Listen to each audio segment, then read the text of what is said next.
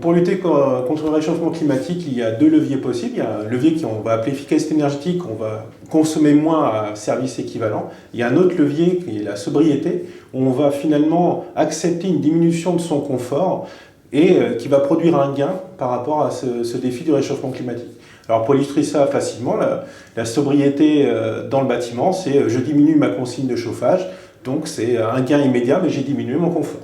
Les enjeux sur la sobriété, comme on le voit, ça va être rapidement l'acceptation. Donc il y a les consignes dans les bâtiments, il y a aussi la vitesse sur les routes. Et souvent, ça met en jeu des verrous, des blocages qui sont au niveau du citoyen.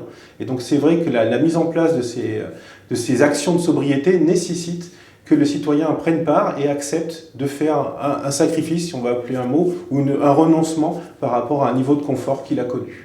La sobriété peut avoir vraiment un effet très fort à très court terme parce que finalement, comme on vient de le dire, ça ne nécessite qu'un changement de comportement et donc pas d'innovation technologique en tant que telle souvent. Donc c'est vraiment le renoncement de chacun ou une adaptation de chacun, pour prendre un mot qui est quand même plus doux, qui va permettre d'avoir un gain significatif une fois de plus par rapport aux économies d'énergie qu'on cherche à faire et donc à diminuer l'impact carbone globalement de la France et de l'Union européenne.